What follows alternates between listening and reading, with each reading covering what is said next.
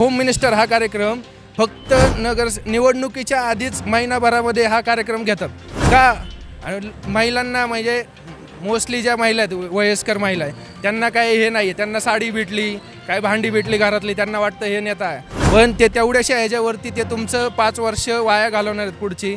त्यानेकरून तुमच्या प्रभागामध्ये जे रस्ते कामं जॉब यायला पाहिजे ते येणार नाही. तुमच्या पोराला तुम्ही आरक्षणासाठी वगैरे भांडताय हे करताय, पण ते आरक्षण जर भेटणार पाहिजे तुम्हाला तर तुमचं एज्युकेशन सिस्टीम स्ट्रॉंग पाहिजे.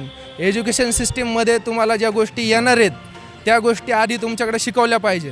आता असं झालं AI मशीन लर्निंग हे आल्यानंतर आपल्याकडं बारामतीला वगैरे एज्युकेशन कॉलेज वगैरे AI मशीन लर्निंगचं सुरू झाले, पण AI येऊन 5-6 वर्ष झाले म्हणजे जे मोस्टली वर्किंगमध्ये आलं.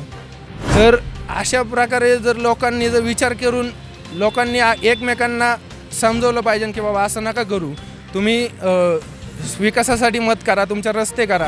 आम्हाला हे करायचा हेतू का आला की आम्हाला पण काम येतं, आम्ही पण काम मार्केटिंग एजन्सी आहे आमची, आम्हाला क्लायंटची कामं दिवसभर असतात, पण त्याच्यातनं वेळ काढून आम्ही हे करतोय कारण आम्हाला वाटलं की आपण काहीतरी केलं पाहिजे जेणेकरून अवेअरनेस आहे. कारण दुसऱ्याला फक्त बोलून उपयोग नाही.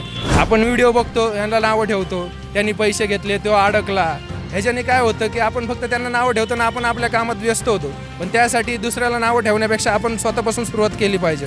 मग आमचाच प्लॅटफॉर्मचा आम्ही यूज केला. मार्केटिंगच्या पेजवरती आम्ही पॉलिटिक्स हे कंटेंट टाकायला लागलो का की आम्हाला काहीतरी करायचं आहे. त्याच्यामध्ये लोकांना सहज जाऊन सांगितलं की बाबा मतदान करा किंवा व्हिडिओ बनवून पाठवलं तर ते लोक बघणार नाहीत. लोकांना आतमध्ये करंट लागला पाहिजे की बाबा की आपण चुकीचं करतोय आणि त्यांनी ते वाचलं पाहिजे, त्यांच्यापर्यंत ते पोचलं पाहिजे. म्हणून आम्ही विरोधाभासातनं ते कंटेंट करायचं ठरवलं, ज्याच्यामध्ये आम्ही बंगला गाडी सोबत रस्त्याची कामं कसं केलं आहे, चंबर त्या आणि देवदर्शनचं तर एक नाही का ट्रेंड आहे. महिलांना गुंतवण्याचा हा प्रकार आहे.